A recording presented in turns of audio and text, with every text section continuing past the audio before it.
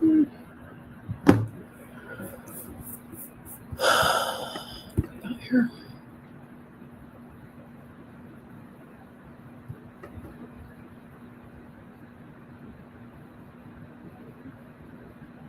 All right.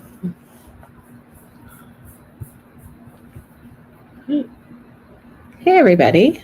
I think we are live in all of the places. I'm Carol Williams. I am the managing attorney at Williams Immigration. We are a boutique immigration law firm. We work with families and companies. For our families, we generally work with U.S. citizens that are looking to get a green card for one of their family members. And for the companies that I work for, we are helping them get work visas for their employees, sponsor their employees for green cards, help them through any sort of merger or acquisition that they may be going through as well. And I wanted to give you guys some updates, tell you what's been going on recently, and answer some general immigration questions that you may have, and celebrate any wins that we have out there. Hold on, let me pull up some of my updates that I wanted to talk to you guys about. So this past weekend, if you guys were watching the news or online, you know that there's a new fee in relation to the H-1B application. The new fee is $100,000. No, I did not stutter. I did not get that wrong. It is $100,000. So lots and lots of questions are happening this weekend. So we got a little bit of clarification this weekend also. So we know that it does not apply to applications that are already pending, applications that are already approved. If you're currently outside of the U.S. and looking to get a visa, a new H-1B visa to come back into the U.S., it should not apply to you either. There was a little bit of angst, a lot of alarm. Some people flew back earlier this weekend than they had originally planned. Because of the effective date, they dropped this on us on Friday with an effective date of that Sunday. So only a couple days, if that, notice. So we have an executive order, basically a paragraph memo. It's 2 paragraphs, but one paragraph's like all law and stuff, and then the second paragraph is like sort of where the rubber hits the road. So we've got that I'm going to call it a 1 paragraph memo. And then we have an FAQ from USCIS. So I suspect we'll be getting more documents. We will see what happens with this fee. I don't know, but that is what happened this weekend. So lots of questions have arisen based on this new fee. So there's that. We also recently have seen some changes are coming down for the naturalization/citizenship application. The White House wants to make it harder to become a U.S. citizen. So as of now, we have 100 possible questions that you can be asked on your civics test. And it will increase to 128. So I choose to look at the glass half full. It's only an extra 28 questions that that you need to study. So that said, if you are in the middle of if you have already filed your citizenship application, you'll be under the current rules, which will soon be called the old rule. So you're not beholden to the extra 28 questions. It's just 100. Those questions will still remain, thus far as we know, they will still remain on the USCIS website. So you can pull them down, you can study them. You can study them before you even apply for U.S. citizenship. If you file your citizenship application on or after October 20th, you will be tested using the new future at this point, 128 questions. So what happens in the interview is the officer will ask you up to 20 questions. You need to get 12 of those questions correct. Once you reach 12, the officer will stop asking you questions. So this is sort of a little bit of a tweak on what this administration did the last time they were in office when it came to citizenship application. Just asking more questions, more civics questions, I should say. So that's where we are. But this does not change the fact that there is an English language test. So you still are going to need to show that you can read, write, and speak English during your citizenship interview. So just keep that in mind. The Immigration Service also wants to collect and affirmatively ask for your social media handles on some of its applications. The Department of State already does that through all the consulates, but now USCIS wants to do that. They want to do that on your travel permission application, your T&U applications, your adjustment of status application, your asylum application, your 751, so your removal of condition application. So keep that in mind. They have extended the comment period to that rule. I don't know that I see them changing it. I don't know that I see them backing off of asking for your social media handles. So that is out there. So just keep that in mind. So those are kind of the updates that I wanted to give you guys tonight. If you have any questions, pop them in the comments below and I will answer them. I can't actually stay on with y'all super late tonight. So let me see here. What do we have here? But I did want to make sure that you guys got those updates. Hold on, I'm scrolling.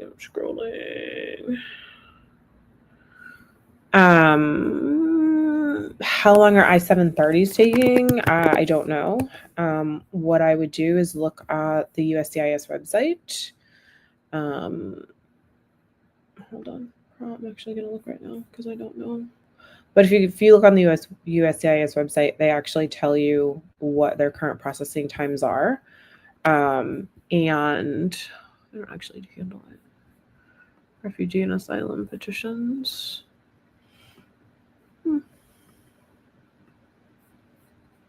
Right. Oh. Ooh, they're not giving estimated processing times. I don't know. That's a really good question. I don't know. You'd have to ask somebody that handles those types of applications because my office doesn't handle them. But in general, for anybody wondering how long their cases are taking, you can always go on the USCIS website. You can enter in, it'll ask you for the form number, the form category, and the office that is handling your case. So you need to know those, you need to know which office is actually handling your case. You can just click through all the offices and kind of take an average if you like. But that information, the processing time information, is on their website. It is a part of their website that I use quite often, actually. So let me see here. Ooh, interesting. Okay. So if you're looking for processing times, I know for employment-based, they were talking about not breaking the processing times down via which specific office has your, or which specific service center has your application. And so they said that they were going to put it all under SCOPS, which is service center operations. And so I thought it would take them a little bit longer to do this, but I just looked and they've already done it. So that's kind of nice. Someone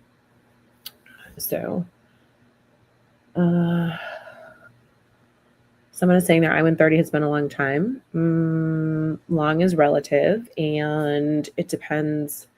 Not it depends. Processing times depend on what office has your case and what category, what preference category you are in. If you're in a preference category for your I-130. If you have a green card, can you apply for citizenship earlier than 5 years? Only if you're married to a U.S. citizen.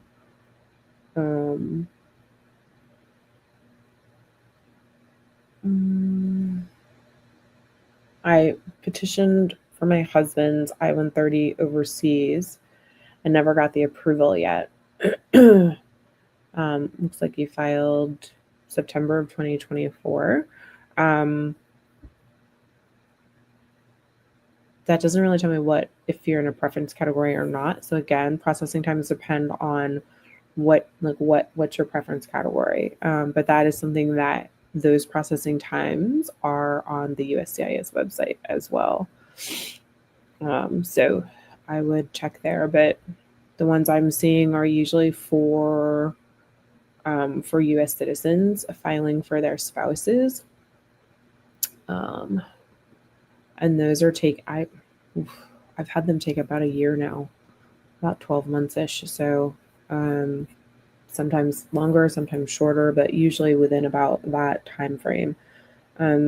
So you may be super close to having it adjudicated, but I would check on the USCIS website and make sure that you put in the form number, the form category, and the office that has your case. And you'll know which office has your case based on the first 3 letters of the receipt notice.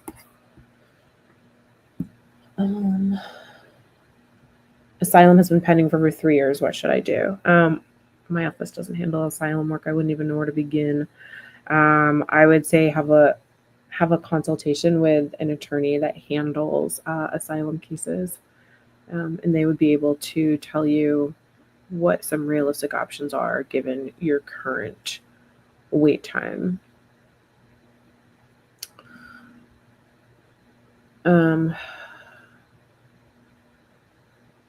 What shots do they normally give in the medical?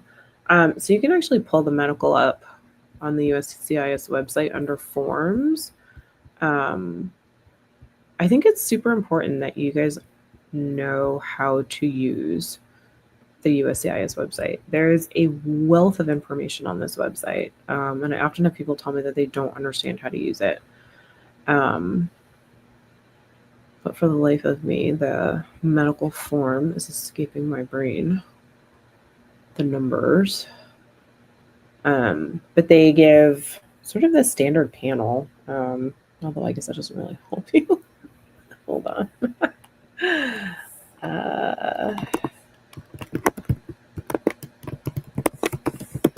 me see if I can pull it up real quick. Oh, okay. I think what they're doing is you can also look on So the USCIS website, if you search under vaccination requirements, it'll tell you, but it is saying that you need to have mumps, measles, rubella, polio, tetanus, and diphtheria, pertussis, influenza B, Hep B. Those are what are listed on the website. But you can pull the form. It's not a secret. You can actually pull the form. The doctor, the approved USCIS doctor fills it out. But you can absolutely see the form that they're filling out. You can actually also ask them for an unsealed copy of it in addition for the sealed copy.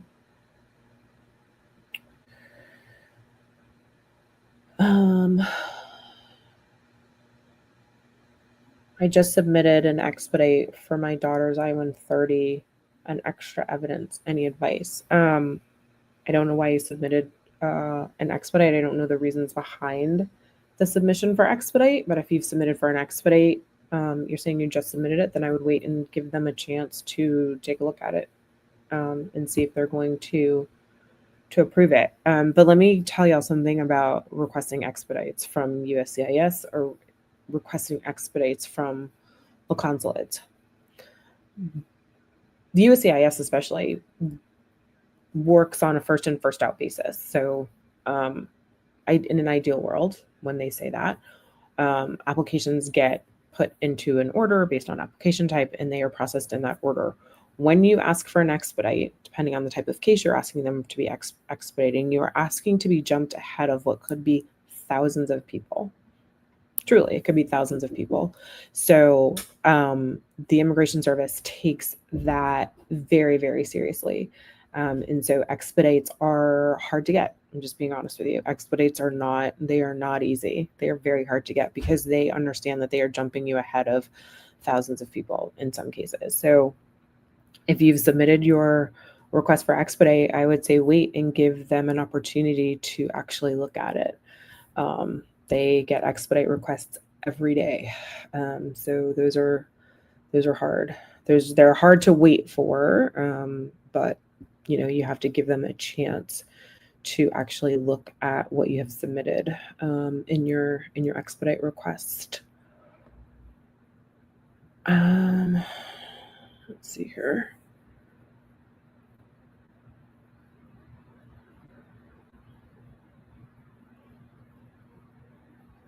Hold on, I'm scrolling up.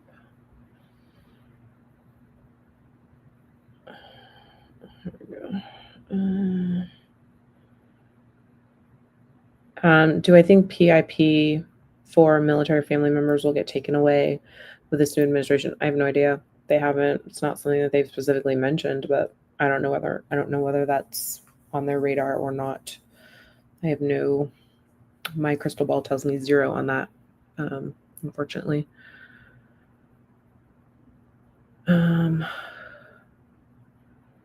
see.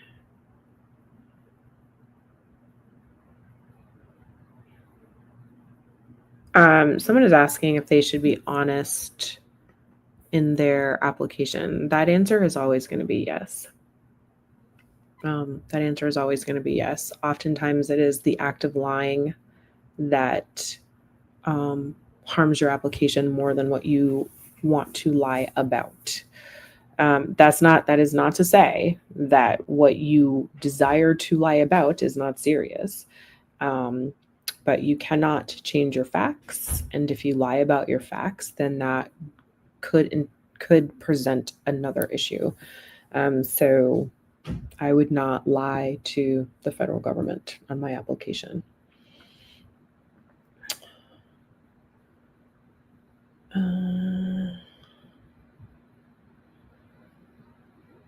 You're saying your processing time went from 8 months to 21 months for an I-130 spouse. That is entirely possible. I'm seeing some really long processing times listed online. I can tell you mine are coming in roughly 12 months. But again, it really depends on what preference category you are in. Someone's asking the wait time for siblings. The wait time for siblings to get a green card is extremely long. It's extremely long. It is the last preference category. Last time my colleagues and I talked about this, we estimated it would probably take about 15 to 20 years for a sibling. So whenever someone wants to have a conversation with me about sponsoring their sibling, in my office, we always look for another avenue in addition to sponsoring through a U.S. citizen sibling, just because the processing times notoriously take a very long time. I just got a notice of my N400 interview being scheduled. That is great. Will I get a decision on my case then? No, you will get an interview. You'll get an interview. There's no guarantee that the officer will give you a decision on your citizenship application right there. Some people get a decision right there for that day, and then they also get sworn in as a U.S. citizen that day.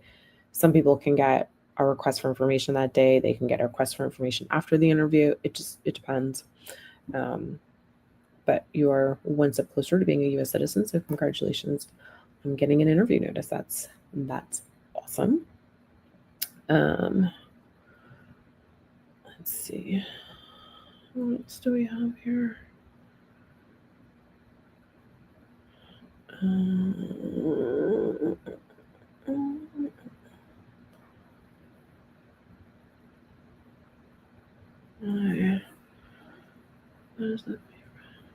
What is the fee for applying for a green card for someone who has a DUI, a misdemeanor?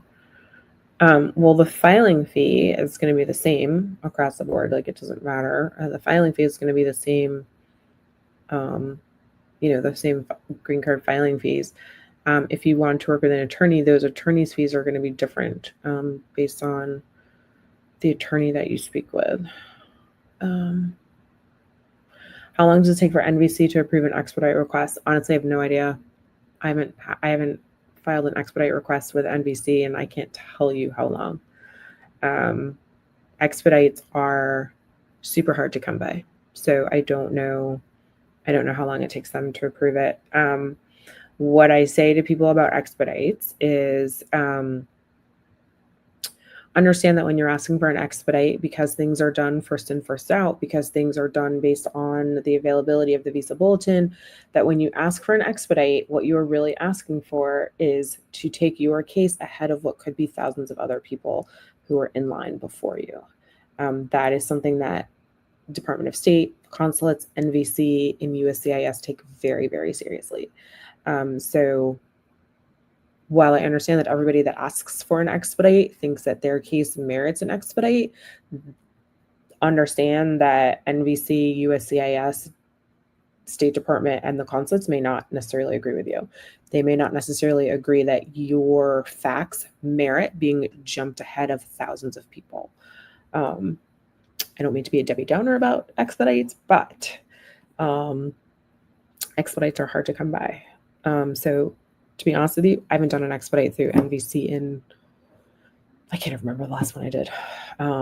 So it's not something I do often. So I don't know how long they are taking to expedite. You know, I don't know if they are expediting right now. And two, I don't know how long it would take. Which I know is probably not a really helpful answer, but that's kind of what I got.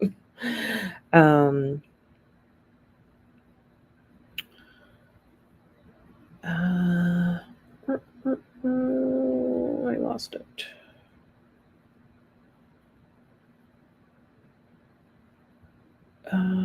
My family signed for this green card. They said we can't divorce because I'll be financially liable. That sounds like what you're referring to as the affidavit of support that you may have signed, or maybe you did sign. The affidavit of support is an agreement that the person that signs it makes with the federal government to essentially say that they will pick up the slack and or pay the government back or assure that they make enough money such that the person that they are financially willing to sponsor will not apply for and receive benefits, public benefits.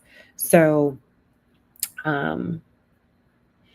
I would have a conversation if you are the spouse and you are thinking about divorcing that individual for which you signed an affidavit of support. I would have a conversation with a divorce attorney who is well versed in divorce and that affidavit of support. If that attorney is not well versed in the affidavit of support, I would bring someone in.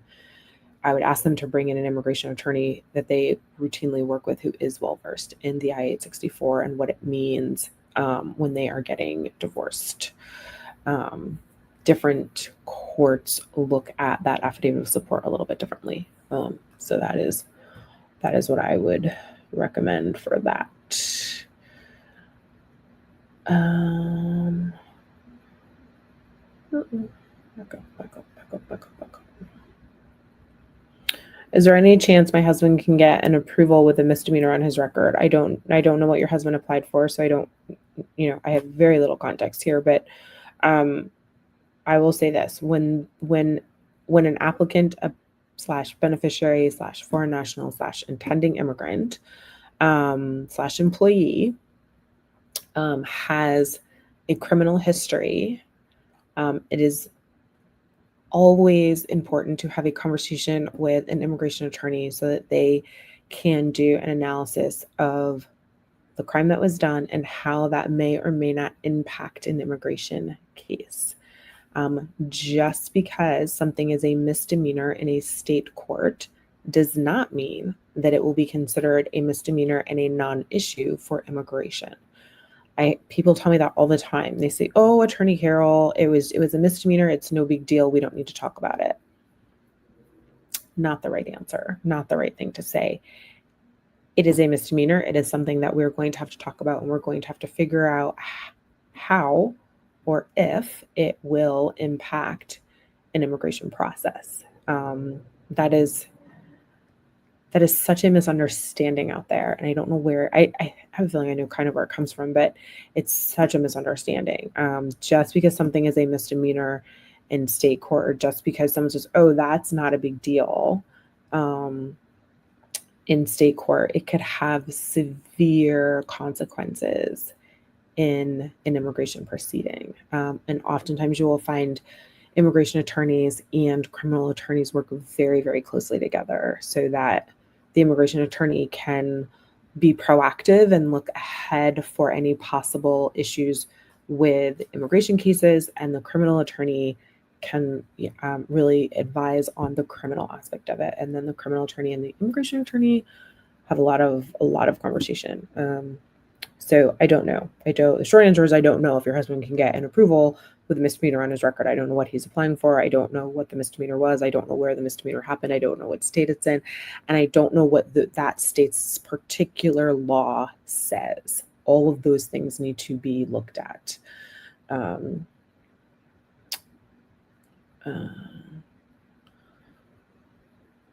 Let's see here.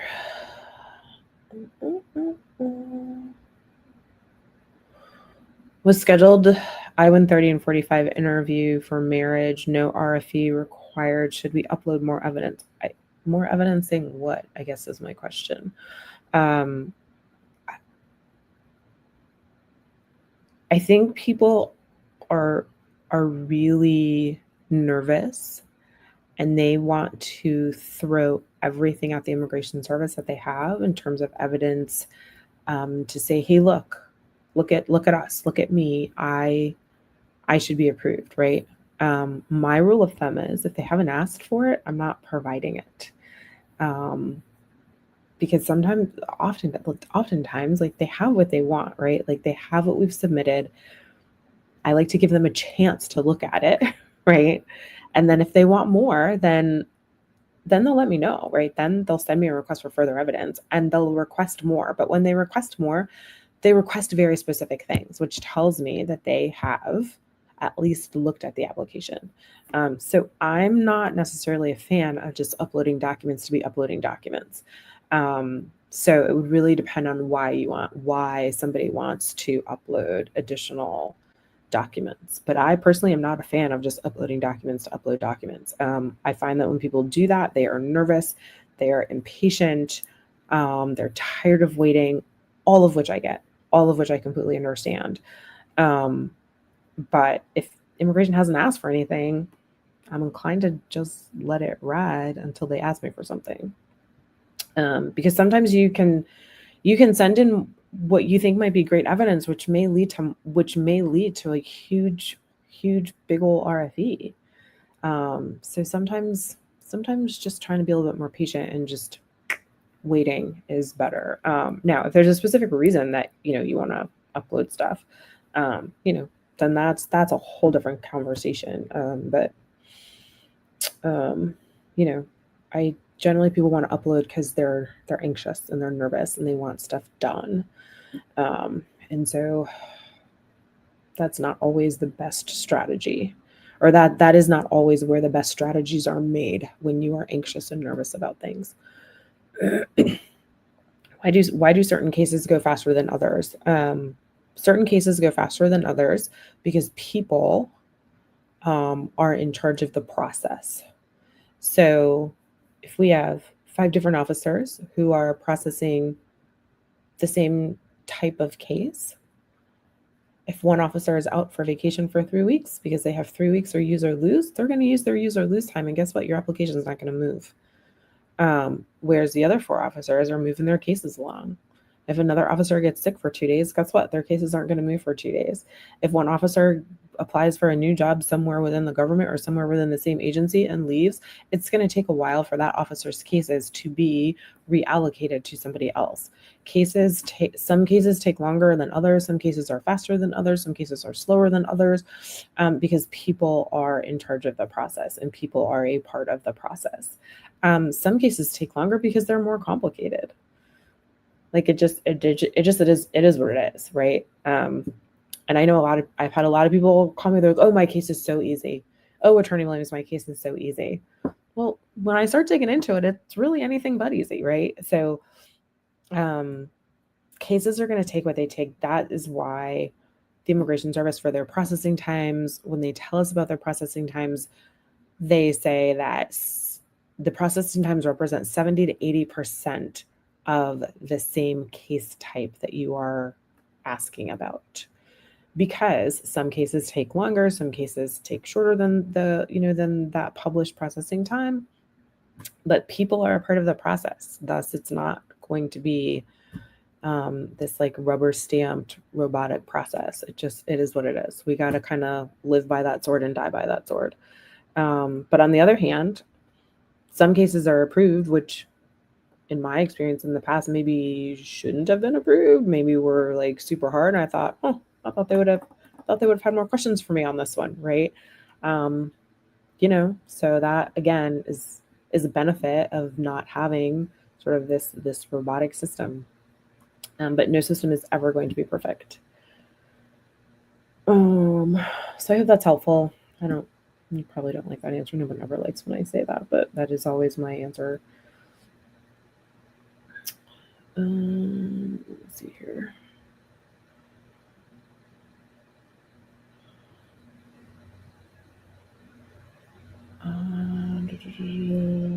Someone's asking, this is actually a really good question. It's just not a good question for me. Someone's asking, what do you think about the current technology that ICE is using? Honestly, my practice doesn't, I don't handle deportation defense cases all day, every day. So I don't know what technology ICE is currently using, and as they're doing their job. So I'm actually a very bad person to ask that too. I don't know what technology they're using. I think that is a great question, however, for some of my colleagues who do deportation all day, every day. So I would actually be super curious to know their thoughts on it, but I cannot give you anything that is really sort of remotely well thought out and or helpful. Not something anybody ever wants to hear a lawyer say, but I don't know. So I hope, I would kind of pick the brain of somebody who does deportation defense work. They have their ear to the ground. They're talking with their clients all day, every day about it. So they would probably have some very specific thoughts on that. And that, my lovelies, is my alarm, because I can stay on here all night with you guys, but I can't tonight because I have to get some stuff done. But I wanted to come on and say hello and answer some questions and give you guys an update of what's been happening in our general immigration world here in the U.S. So I'm Carol Williams. I am managing attorney of Williams Immigration. If you want to work with us, be ready for a little bit of laughter, a lot of sarcasm. That's kind of how I roll. And you are welcome to click the link in the bio, schedule a consult. Absolutely all of my clients start with a consult. So it's a great opportunity for us to get to know one another. So I can get to know what's going on in your file, your case, if you've already filed something, if you haven't filed something, if you're trying to prepare to file something. We talk about all that stuff. We talk about your immigration history, your criminal history, no judgment, just trying to figure out what's going on and how we can best help you. So if you need any help, I work with clients in all 50 states and Washington, D.C. Obviously, we have clients that are sitting overseas as well. So I don't know if I will be back tomorrow. I actually have something to do tomorrow night. I'm not quite sure if I'll be done by my usual sort of 7:00 time to come on. But if I am done, then I will get on. If not, I will not get on. But I'm usually live Monday through Thursday around 7 p.m. Eastern. So this has been fun. As always, you guys have some really good questions, really, really good questions tonight. The ICE question on technology. Now I feel like I need to go pick the brain of some of my friends that do deportation work. So thanks for that question. But this has been fun. So I will chat with you guys maybe tomorrow. Not quite sure yet. But if not, I will chat with y'all on Monday, 7 p.m. Eastern. Talk to you later. Bye, guys.